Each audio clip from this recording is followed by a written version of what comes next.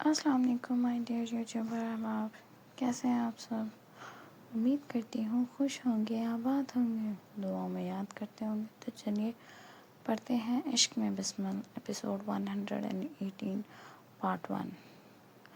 Meeting کے بعد جیسے ہی وجدان خان مارگریٹ کے آفس سے نکلا، اس نے ایک لمبا سانس لیا، ایسا جیسے کسی گھٹن بھری قید خانے سے نکل کر پہلی بار ہوا نصیب ہوئی۔ جتنی دیر وہ اس عورت کے پاس بیٹھا رہا، اسے لگتا تھا بس ابھی اس کا دم گھٹ جائے گا، جیسے ہر لمحہ اس کے صبر، اس کے وقار، اس کی وفا کا امتحان لے رہا ہو۔ وجدان خان نے اپنی زندگی کا زیادہ ٹائم لندن میں ہی گزارا تھا۔ وہ اس ماحول، اس آزادی، اس بے باکی سے اچھی طرح واقف تھا، اور بہت سی عورتیں اس کے دوست بھی رہی تھیں۔ انگریز عورتیں فل بولڈ ڈریسنگ میں اس کے ساتھ گھومتی تھیں۔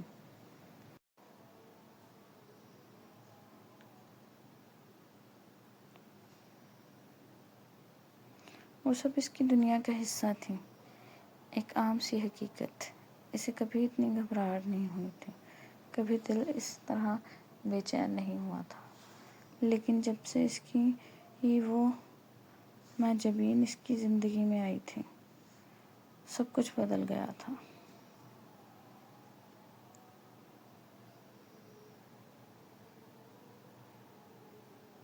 اب اسے ہر غیر عورت سے ایک عجیب سی گھبراہٹ ہونے لگی تھی، جیسے اس کے اندر کوئی حد کوئی دیوار خود بخود کھڑی ہو گئی ہو۔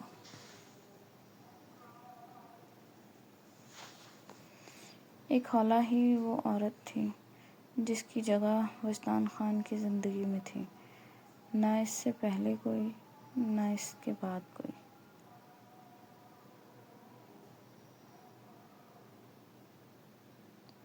ایک وہی عورت تھی جو اس کی سانسوں پر حکومت کرتی تھی، جیسے اس کا ہر سانس، ہر دھڑکن اسی کے نام سے جڑی ہو۔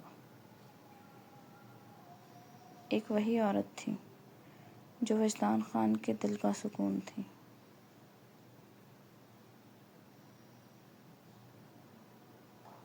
وہ سکون جو کسی اور کے پاس ممکن ہی نہیں تھا۔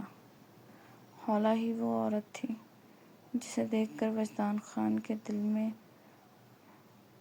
ٹھنڈک اتر جاتی تھی، جیسے جلتے ہوئے وجود پر کسی نے سکون کی بارش کر دی ہو۔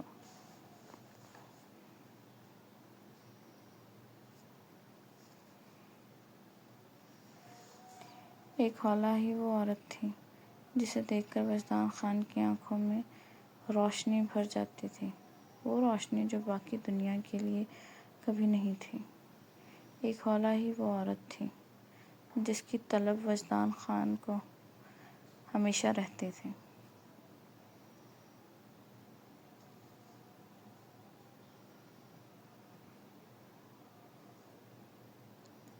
کبھی ختم نہیں ہوتی تھی، بلکہ ہر گزرتے لمحے کے ساتھ اور بڑھتی جاتی تھی، ایک نشے کی طرح، ایک ضرورت کی طرح، ایک جنون کی طرح۔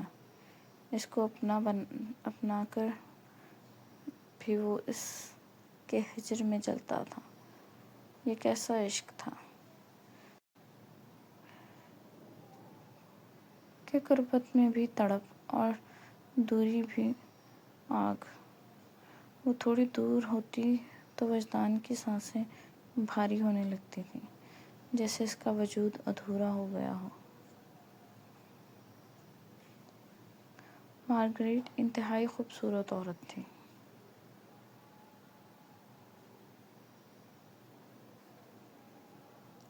ایک ایسی خوبصورتی جو کسی کو بھی اپنی طرف کھینچ سکتی تھی، لیکن وجدان اس کے لیے وہ مٹی کا ڈھیر تھی، بے جان، بے اثر، بے معنی۔ مرجان اس کی آنکھوں میں اپنے لیے ابھرتے جذبات دیکھ چکا تھا، وہ نظریں، وہ کشش، وہ خاموش عورت۔ سب اس سے چھپا نہیں تھا، لیکن اسے کسی کے جذبوں سے کیا؟ اس کا ہر جذبہ، ہر احساس، ہر چاہت صرف خالہ وجدان خان کے ساتھ تھی۔ باقی دنیا کی ہر عورت اس کے لیے مٹی کا ڈھیر تھی، بے وقت، نرا کباڑ، جس کی اس کی زندگی میں کوئی حیثیت نہیں تھی۔ اس کی دھڑکن بس ایک ہی عورت تھی، اور وہی اس کی دنیا، اس کی کمزوری، اس کی طاقت تھی۔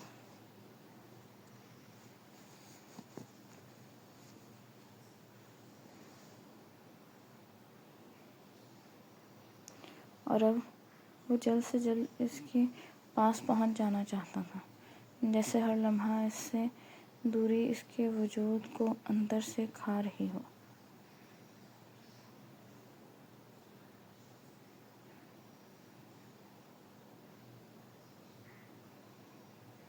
صبح کے 3 بج رہے تھے جب وجدان خان کی گاڑی خان حویلی میں انٹر ہوئی۔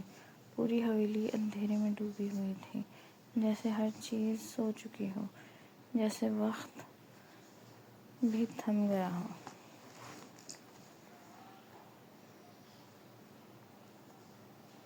لیکن وجدان کے دل میں روشنی اتری ہوئی تھی، ایک ایسی روشنی جو صرف ایک ہی نام سے جڑی تھی: خالہ۔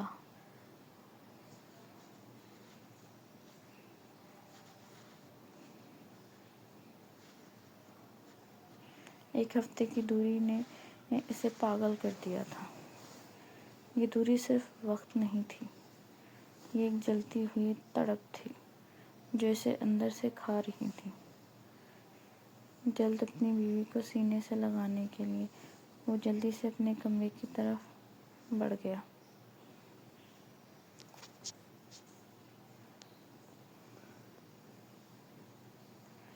اس کے قدم تیز تھے، سانسیں بے ترتیب، دل بے قابو۔ کمرے کا دروازہ آہستہ سے کھولا۔ وہ خالہ کو سرپرائز دینا چاہتا تھا، ایک ایسا لمحہ جہاں وہ اسے اچانک اپنے سامنے پا کر چونک جائے۔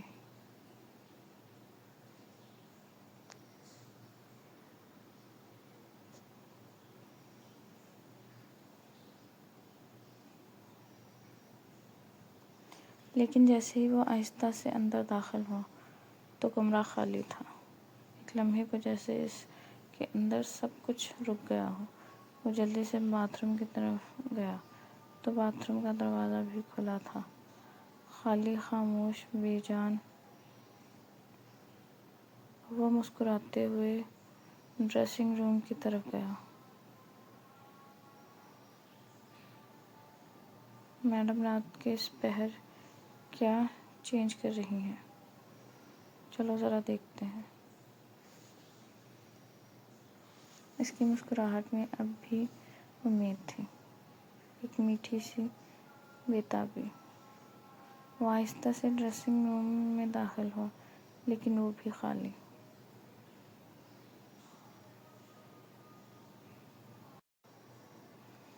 اس کا منہ چڑھا رہا تھا۔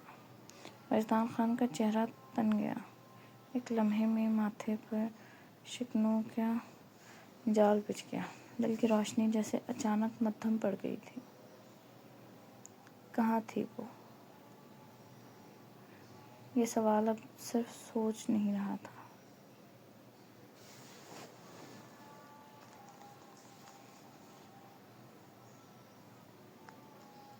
اس کے اندر غصے اور بے چینی کا طوفان بن چکا تھا۔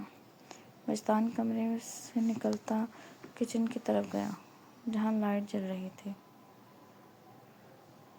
اکثر پلک کچن میں ہی رہتی تھی، رات کو بھی، جیسے اس کی زندگی کا کوئی وقت مقرر نہ ہو۔ اس لیے وجدان نے پلک سے ہی پوچھنا مناسب سمجھا، کیونکہ اپنی ماں کو جگا کر وہ نیا تماشا نہیں کرنا چاہتا تھا۔ وہ پہلے ہی بہت کچھ برداشت کر چکا تھا۔ وجدان خان کی سوچ کے عین مطابق پلک کچن میں شاید پائے بنا رہی تھی۔ رات کے اس پہر بھی وہ کام کرنے میں لگی ہوئی تھی، جیسے اس کے حصے میں بس محنت ہی لکھی ہو۔ وجدان خان کو پلک کو اس طرح اور اس ٹائم پر کام کرتے دیکھ کر دکھ تو بہت ہوا۔ دل میں ایک چبھن سی اٹھی، لیکن وہ اپنی ماں کے سامنے نہیں بول سکتا۔ یہ خاموشی بھی اس کی مجبوری تھی۔ پلک جیسے ہی وجدان کو دیکھا فوراً اٹھ کر کھڑی ہو گئی، جیسے اس کی عادت ہو، جیسے اسے ہر وقت تیار رہنا ہو۔ وجدان خان نے نظریں جھکائیں، کہا، بیٹھ جاؤ بہن۔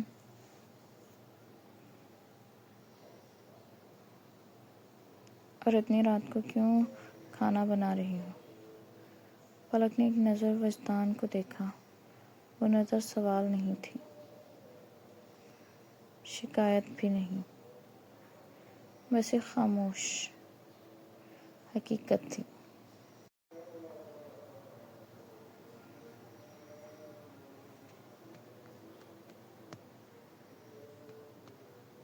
جیسے پوچھ رہی ہو کہ اس کے بارے میں وقت کا کون سوچتا ہے، اسے تو بس کام کرنا ہے، کوئی بھی وقت ہو۔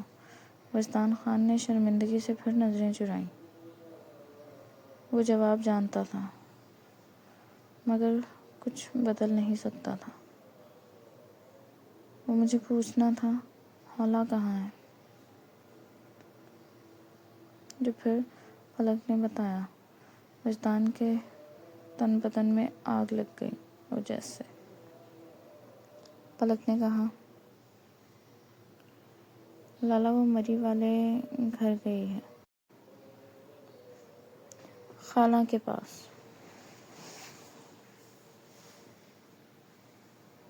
یہ سنتے ہی جیسے اس کے خون میں شریانیں پھٹنے لگیں، ہر رگ میں آگ دوڑ گئی۔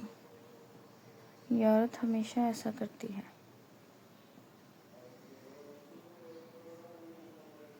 کیا اس کو پوچھ کر نہیں جانا جا سکتی تھی؟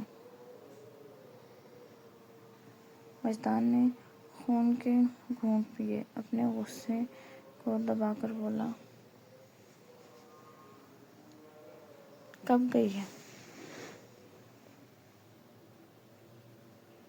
لالا وہ 1 ہفتے ہو گیا ہے، جب سے آپ گئے ہیں۔ یہ سن کر وجدان خان کی رگیں غصے سے پھولنے لگیں۔ مطلب اس نے صرف فون پر بات تو کی، مگر بتایا نہیں کہ وہ اپنی امی کے گھر گئی ہے۔ یہ صرف بات چھپانا نہیں تھا، یہ اس کے لیے ایک چھپتا ہوا انکار تھا۔ وجدان ضبط کے پیچھے مڑا۔ اس کی آنکھوں میں اب صرف ایک ہی چیز تھی، فیصلہ۔ وہ سیدھا گیا، گاڑی نکالی اور پھر سے نکل گیا۔ اس بار صرف اپنی بیوی کو واپس لانے کے لیے نہیں، بلکہ اپنی بیوی کے ساتھ ساس کو بھی سبق سکھانا تھا۔